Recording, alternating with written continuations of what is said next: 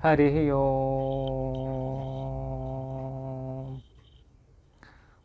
राम राम पुण्यात्माओं। पिछली वीडियो में समाधिपात के 37वें सूत्र तक हो चुका था। अब 38वें सूत्र से समाधिपात के 38वें सूत्र से आरंभ किया जा रहा है। पहले वीतराग के विषय के वीतराग विषयम व चित्तम, मतलब पहले योगी गण के चित्त विषयक संयम करने वाला चित्त मन की स्थिति को बांधने वाला होता है, इस तरह से बताया गया था। अब अगला 38वां सूत्र से आरंभ किया जाता है, इसमें भी चित्त की एकाग्रता का अब 5वां उपाय सूत्र में बतलाते हैं। 38वें सूत्र में स्वप्न निद्रा ज्ञान आलंबन, स्वप्न ज्ञान और निद्रा को आलंबन करने वाला भी मन की स्थिति को बांधने वाला होता है। यहाँ पर बताते हैं कि स्वप्न निद्रा का ज्ञान भी चित्त को बांधने वाला होता है।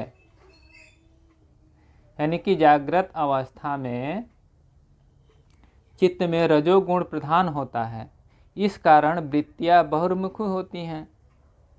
स्वप्न में रजोगुण बना रहता है परंतु तमोगुण से आच्छादित होता है, इस कारण वृत्तियां अंतर्मुख हो जाती हैं।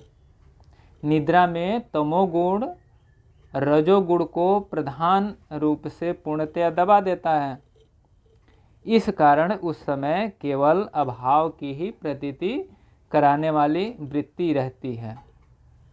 यानी जब गाढ़ निद्रा में हम लोग जाते हैं तो उस समय तमोगुण जो है कि तमोगुण प्रधान होता है, और जो तमोगुण है वो रजोगुण को दबा देता है। तो दबा देने के वजह से उसमें सिर्फ अभाव की ही प्रतीति होती है। जैसे जब निद्रा टूटती है, उस समय जब निद्रा खुलती है हमारी, तो हमें एक मतलब अभाव की प्रतीत हमें होती है। और स्वप्न और निद्रा ज्ञान आलंबन से यह अभिप्राय है कि जिस प्रकार स्वप्न में तमोगुण के कारण वृत्तियां अंतर्मुख होती हैं, इसी प्रकार ध्यान की अवस्था में तम के स्थान पर सत्वगुण से वृत्तियों को अंतर्मुख करना चाहिए। और जिस प्रकार निद्रा में तमोगुण की अधिकता से अभाव की प्रतीत होती है, उसी प्रकार सत्वगुण की प्रधानता से एकाग्र उत्पन्न करनी चाहिए। यानी कि सत्वगुण की प्रधानता से हम अपने अंदर एकाग्रता उत्पन्न कर सकते हैं, जिससे वस्तु का यथार्थ ज्ञान प्राप्त हो। इस प्रकार स्वप्न और निद्रा के ज्ञान का आलंबन करने से मन स्थिर हो जाता है। इस सूत्र के ये भी अर्थ निकल सकते हैं कि जिस प्रकार कभी कभी मनुष्य अच्छे सात्विक और मनोरंजक स्वप्न के तथा गहरी सात्विक निद्रा के पश्चात जागने पर भी कुछ समय तक यत्नपूर्वक उसी अवस्था को बनाए रखता है, इसी प्रकार जागृत अवस्था से भूले जैसे होकर के वृत्तियों को अंतर्मुख करते रहने से चित्त एकाग्र हो जाता है। अथवा इसको इस प्रकार भी ले सकते हैं, जैसे हम लोग स्वप्न देखते हैं तो स्वप्न में हमें नाना प्रकार के अनुभव होते हैं। स्वप्न में हम कभी कुछ करते हैं, कभी कुछ करते हैं, कभी कहीं चले जाते हैं, कभी हमें सुख का अनुभव होता है, कभी हमें दुख का अनुभव होता है, कभी प्रसन्नता होती है, और कभी ऐसा विकट संकट में पड़ जाते हैं जिससे हमें दुख का अनुभव होता है।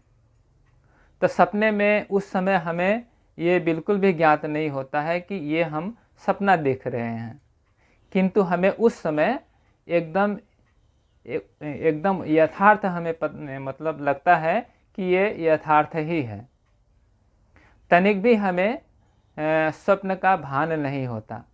तो उस समय यदि हम किसी संकट में पड़े होते हैं स्वप्न में, तो हमें उस समय दुख का भी अनुभव सपने में होता है। और अगर सुख का अगर कुछ समय आता है या क्षण आता है, तो उस समय हमें सुख का अनुभव होता है। किंतु क्या होता है, हम लोग इसको फर्क तो नहीं कर सकते हैं, क्योंकि वो तो स्वप्न है, इसको यथार्थ ही बिल्कुल एकदम ये यथार्थ है, इसी तरह से हम लोग उसको समझते हैं स्वप्न को। किंतु जैसे ही हमारी निद्रा टूटती है, तो उस समय क्या होता है, हमें तत्क्षण ज्ञान हो जाता है कि ये जो हम ये देख रहे थे, ये स्वप्न है, ये मिथ्या है, इसमें कोई भी सार नहीं है। किंतु जब जिस समय हम स्वप्न देख रहे होते हैं, उस समय इसका तनिक भी हमें ज्ञान नहीं होता है, एकदम बिल्कुल यथार्थ ही लगता है हमें। तो इसी तरह से हमारा जब ये जागृत अवस्था है, तो इस समय में भी जो हमारा ये जो हम देखते हैं, जो कुछ करते हैं, ये भी एक स्वप्न की ही भांति है। जैसे अभी कोई आज मनुष्य दिख रहा है, कल हो सकता है वो ना दिखे, कुछ उसकी दुर्घटना हो जाए, ऐसा भी देखा जाता है। या फिर जो आज वस्तु है वो कल नहीं रहती है, देखने में भी आता है।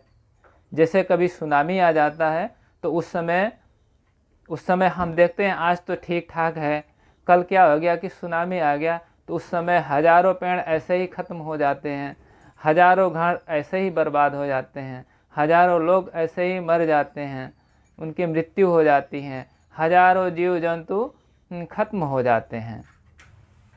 तो वो तो एक दिन पहले तो सब कुछ था, ऐसे जैसे का तैसा ही था, किंतु वो सुनामी या फिर तूफान आने की वजह से वो सारे के सारे अगले ही दिन या दूसरे क्षण वो नष्ट हो जाते हैं।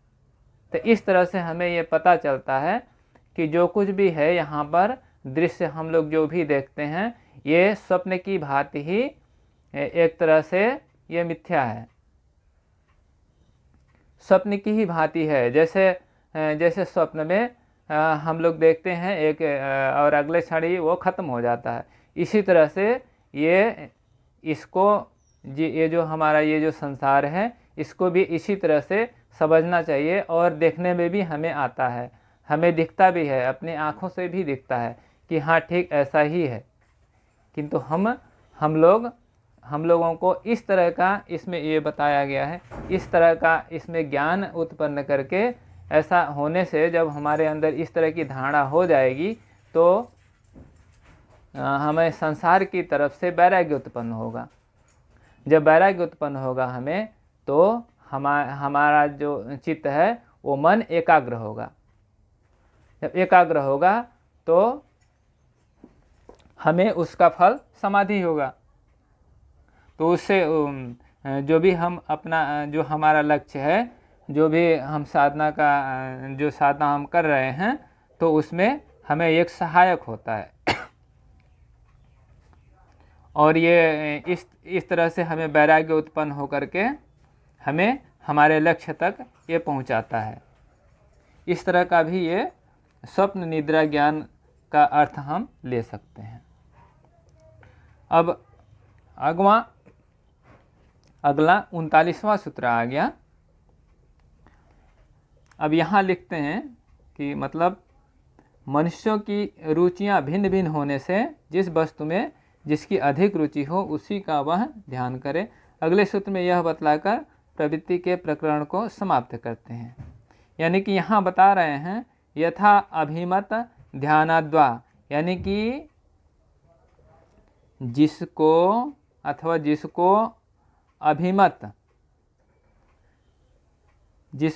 अभिमत हो उसके ध्यान से मन की स्थिति बढ़ जाती है।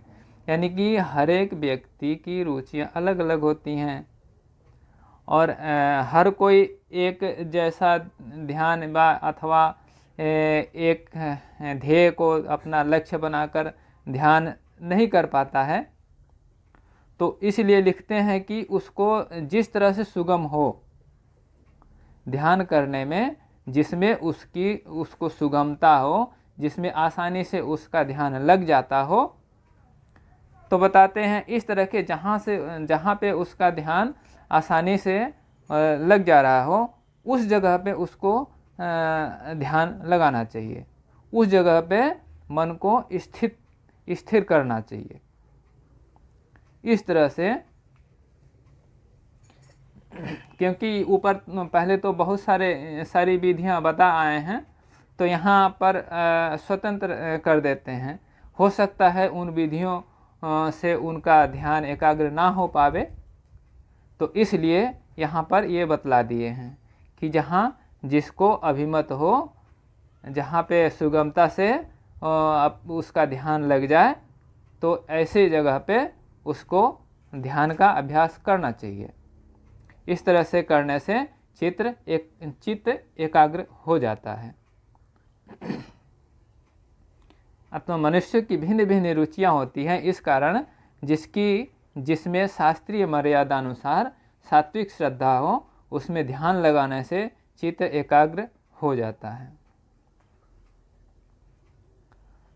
अब 39वां सूत्र समाप्त हुआ। अब 40वां सूत्र आरंभ होता है। इसमें बताते हैं चित्त के एकाग्र करने के उपाय बतलाकर अगले सूत्र में उनका फल बताते हैं। अब तो चित्त को, मन को एकाग्र करने के बारे में बता दिए, अब उसका फल बता रहे हैं 40वें सूत्र में। परमाणु परम महतत्व अंतः, परमाणु से बढ़कर सूक्ष्म और परम महतत्व सबसे बढ़कर महान पदार्थों पर्यंत अन्य अस्य पूर्वोक्त उपायों से स्थित हुए चित्त का वशीकार हो जाता है। यानी कि पहले बताए हुए उपायों से जब मन स्थित हो जाता है, जब मन एकाग्र हो जाता है, तो उसके बाद कोई भी साधक परमाणु से लेकर के, यानी कि सूक्ष्म से सूक्ष्म पदार्थ से लेकर के और महान से महान, यानी कि आकाश पर्यंत तक वो उसमें ध्यान आसानी से लगा सकता है। पूर्वोक्त उपायों से स्थित हुए चित्त सूक्ष्म पदार्थों से परमाणु पर्यंत और महान पदार्थों में परम महान आकाश पर्यंत वशीकार हो जाता है।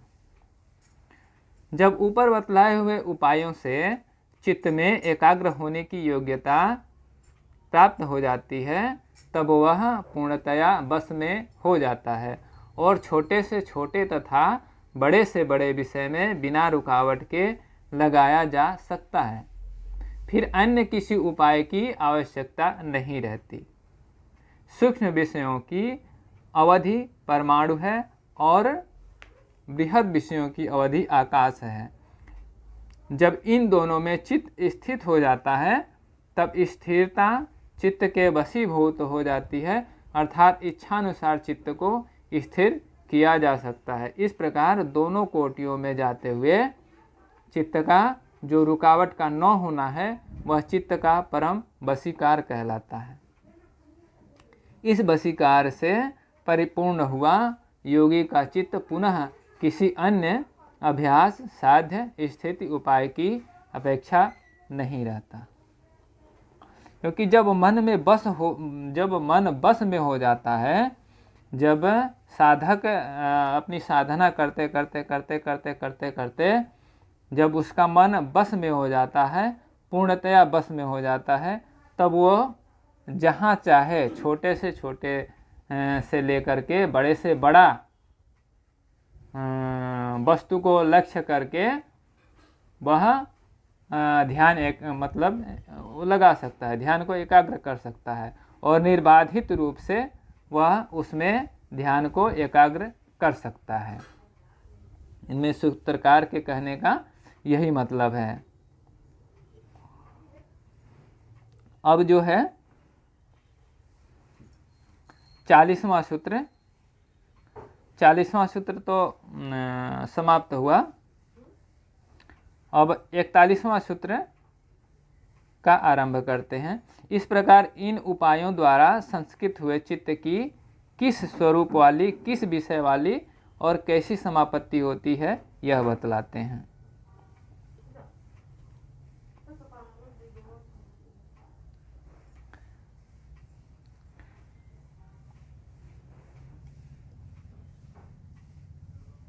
राजस तामस वृत्ति रहित स्वच्छ चित्त की उत्तम जातीय अति निर्मल मणि के समान ग्रहिता, अस्मिता, ग्रहण, इंद्रियां, ग्राह्य, स्थूल तथा सूक्ष्म विषयों में स्थित होकर उनके तन्मय हो जाना, उनके स्वरूप को प्राप्त हो जाना समापत्ति तद्रूप होना है। अब यहाँ पहले ऊपर अभी बतलाए हुए उपायों से स्वच्छ हुए चित्त की उपमा अति निर्मल स्फटिक अर्थात बिल्लोर से दी गई है। जिस प्रकार अति निर्मल स्फटिक के समान जैसी वस्तु नीली, पीली अथवा लाल वर्ण की रखी जाए तो वह वैसा ही प्रतीत होता है। इसी प्रकार चित्त की जब सब प्रकार की राजस तामस वृत्तियां क्षीण हो जाती हैं तब वह सत्व के प्रकाश और सात्विकता के बढ़ने से इतना स्वच्छ हो जाता है कि उसको जिस वस्तु में लगावें उसके तदाकार होकर उसको साक्षात करा देता है। चाहे वह ग्राह्य अर्थात स्थूल अथवा सूक्ष्म विषय हो, चाहे ग्रहण अर्थात इंद्रियां और अहंकार, और चाहे ग्रहित अर्थात अस्मिता हो। यह वस्तु का साक्षात कराना इस प्रकार होता है कि वह उस वस्तु के स्वरूप को धारण कर लेता है। चित्त के इस प्रकार तदाकार हो जाने का नाम समापत्ति अर्थात संप्रज्ञात समाधि है।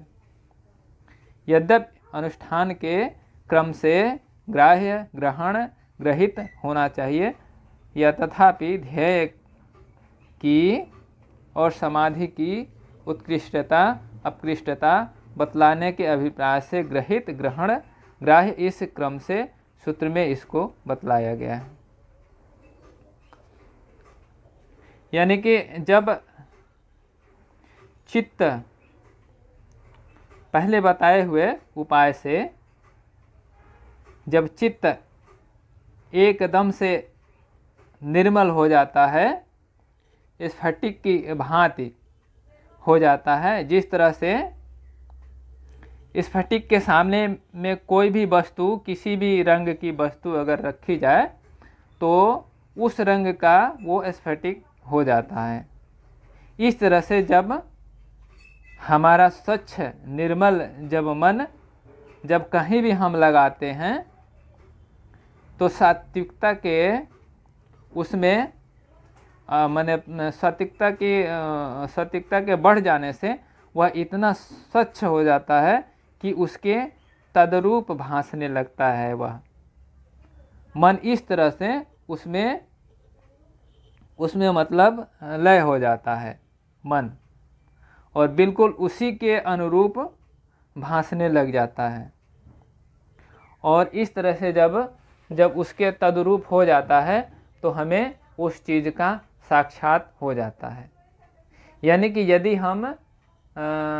हम जब इस समय किसी भी वस्तु या विषय को, चाहे वह स्थूल हो अथवा सूक्ष्म हो, तो सूक्ष्म से सूक्ष्म विषय को ले लें अथवा स्थूल से स्थूल विषय को ले लें, तो किसी भी विषय को लक्ष्य करके यदि हम उस विषय में अपने मन को एकाग्र करते हैं तो हमारा मन क्या होता है कि उस विषय में इतना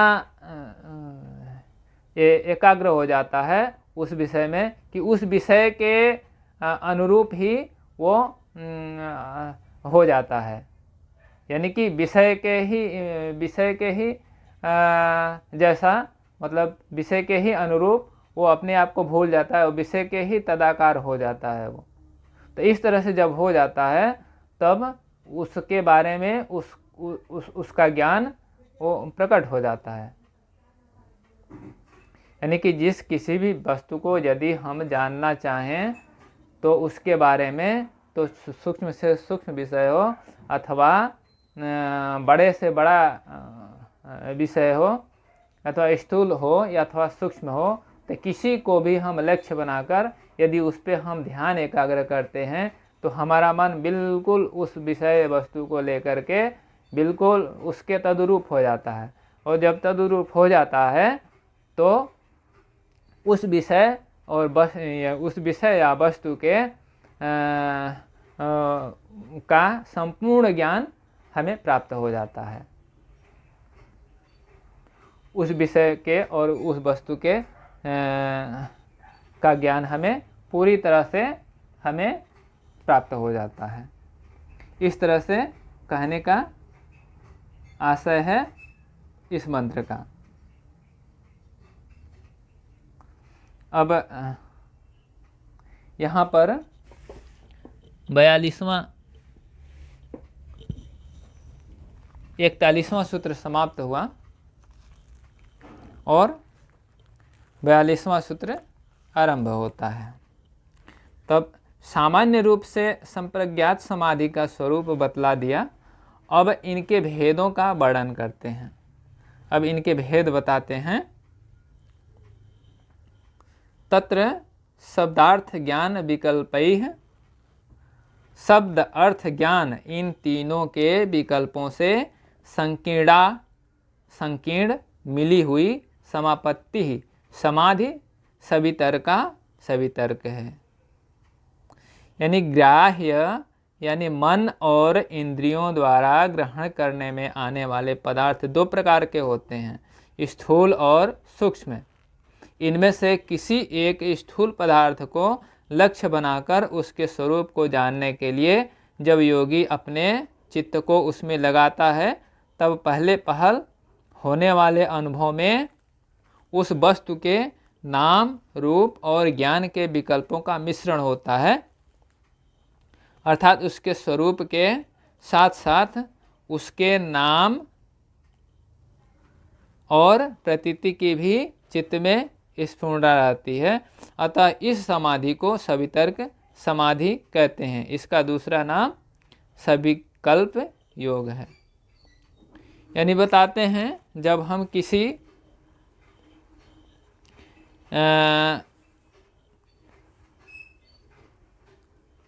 ग्राह्य यानी मन और इंद्रियों द्वारा ग्रहण करने में आने वाले पदार्थ दो प्रकार के होते हैं।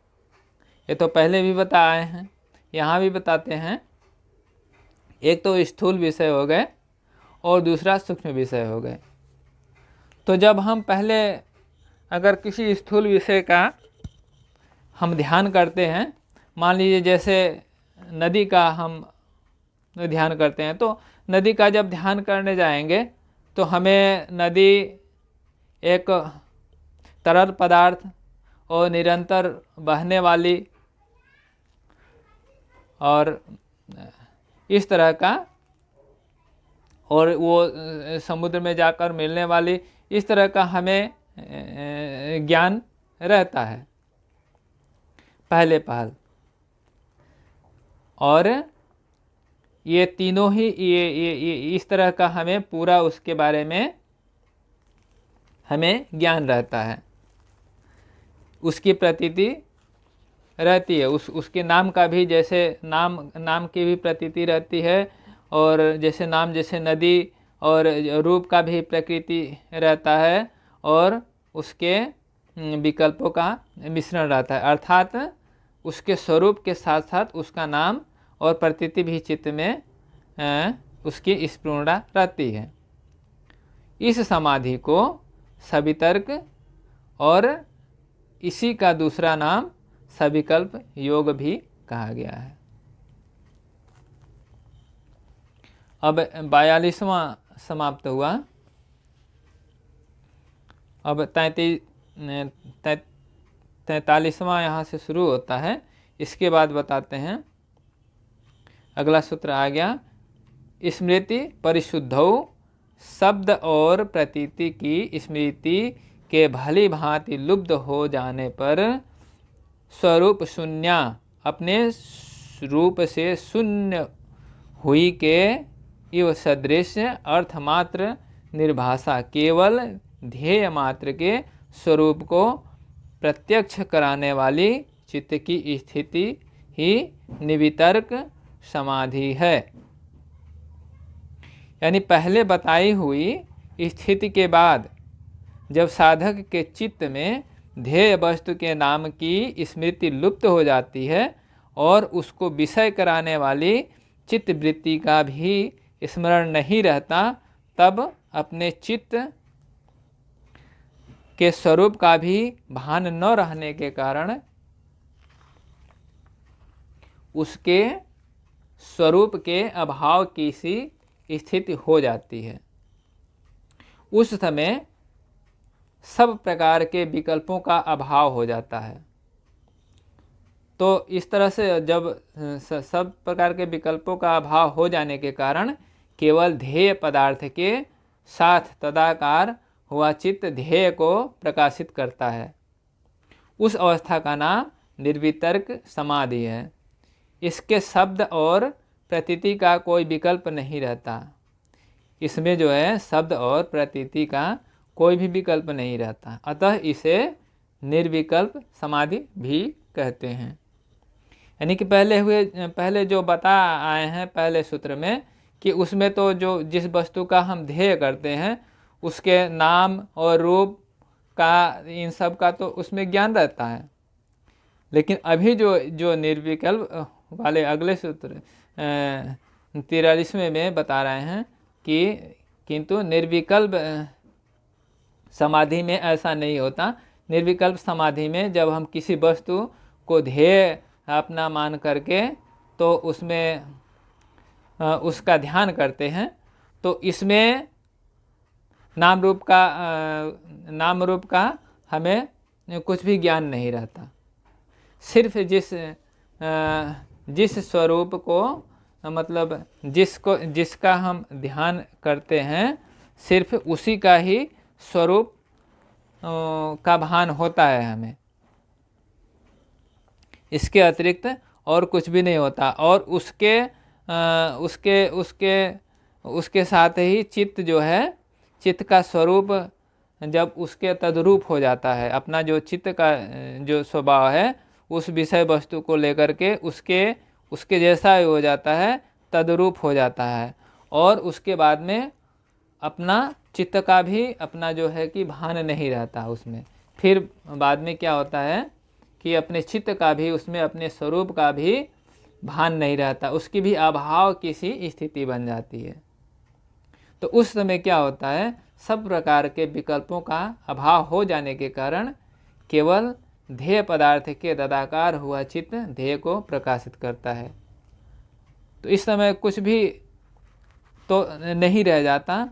तो तब क्या होता है कि जो हमारा जो ध्येय का जो पदार्थ है उसके तदाकार ही चित्त हमारा जो है मन उसी के तद्रूप हो जाता है, उसी के तदाकार हो जाता है और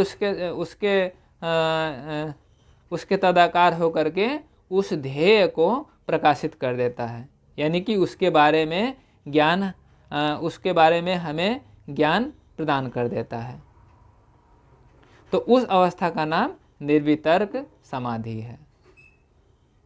तो इसके शब्द और प्रतीति का कोई विकल्प नहीं रहता, अतः इसे निर्विकल्प समाधि भी कहते हैं। अब ये तो 43वां सूत्र समाप्त हुआ। अब 44वें सूत्र का आरंभ करते हैं। इस प्रकार स्थूल ध्येय पदार्थों में होने वाली संप्रज्ञात समाधि का भेद बतलाकर अब सूक्ष्म ध्येय में होने वाली संप्रज्ञात समाधि के भेद बतलाते हैं। एतया एव, इसी से पूर्वोक्त सवितर्क और निर्वितर्क के वर्णन से ही सूक्ष्म विषया, सूक्ष्म पदार्थों में की जाने वाली सविचार और निर्विचारा निर्विचार समाधि का च भी व्याख्याता वर्णन किया है। यानी जिस प्रकार स्थूल ध्येय पदार्थों में की जाने वाली समाधि के दो भेद हैं, इसी प्रकार सूक्ष्म ध्येय पदार्थों में से संबंध रखने वाली समाधि के भी दो भेद समझ लेने चाहिए। अर्थात जब किसी सूक्ष्म ध्येय पदार्थ के स्वरूप का यथार्थ स्वरूप जानने के लिए उसमें चित्त को स्थिर किया जाता है, तब पहले उसके नाम रूप और ज्ञान के विकल्पों से मिला हुआ अनुभव होता है, वह स्थित सविचार समाधि है। और उसके बाद जब नाम का और ज्ञान का अर्थात चित्त के निज स्वरूप का भी विस्मरण होकर केवल ध्येय पदार्थ ही अनुभव होता है, वह स्थिति निर्विचार समाधि है। तो पहले जो बताए हैं 43वें सूत्र में, ठीक उसी तरह से पहले तो सूक्ष्म के स्थूल के बारे में बताए हैं, स्थूल विषय के, तो ठीक उसी तरह से अब सूक्ष्म विषय के बारे में भी बतलाते हैं। जैसे इसमें सूक्ष्म विषय में भी जब हम इसको ध्येय बनाकर, जब हम इसको लक्ष्य बनाकर ध्यान करते हैं, तो इसमें भी पहले इसमें नाम रूप का मिला हुआ सा ज्ञान अनुभव होता है। फिर वह स्थिति सविचार, मतलब वो स्थिति तो सविचार स्थिति जिसमें नाम रूप का ज्ञान होता है, ये तो सविचार स्थिति समाधि है। और इसके बाद में जब नाम का और ज्ञान का भी जब इसमें विस्मरण हो जाता है, यानी कि उसका कुछ भी ज्ञान नहीं रहता, उसका कुछ भी अनुभव नहीं रहता अपने चित्त में, और जो है अपना चित्त जिस विषय को लक्ष्य मानकर ध्येय मानकर इसमें ध्यान लगाते हैं, तो चित्त तद्रूप हो जाता है। तो जब तद्रूप हो जाता है, यानी सब कुछ भूल जाता है, उसके जैसा हो जाता है, तद्रूप हो जाता है, और किसी भी चीज़ का भान नहीं रहता, तब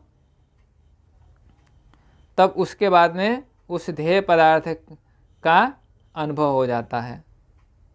तब जिस विषय को हम लक्ष्य करके ध्यान किए होते हैं, तो उस विषय में हमें पूरी तरह से जानकारी प्राप्त हो जाती है।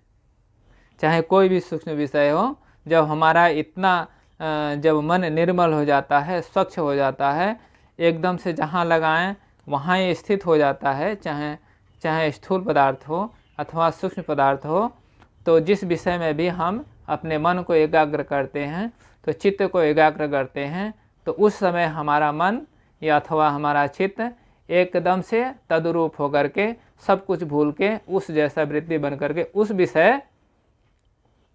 उस तद्रूप होकर के उस विषय में तद्रूप होकर के उसका ज्ञान हमें प्राप्त करा देता है। सारा ज्ञान उसके बारे में जो भी होता है, जो हम जानना चाहते हैं, वो हमें प्राप्त हो जाता है। इस तरह से इस 44वें सूत्र का आशय यही है। तो अब ये 44वां सूत्र समाप्त हुआ।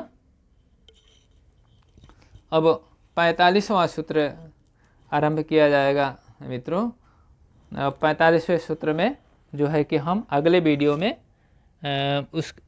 से शुरू करेंगे। तब तक के लिए राम राम पुण्यात्मा।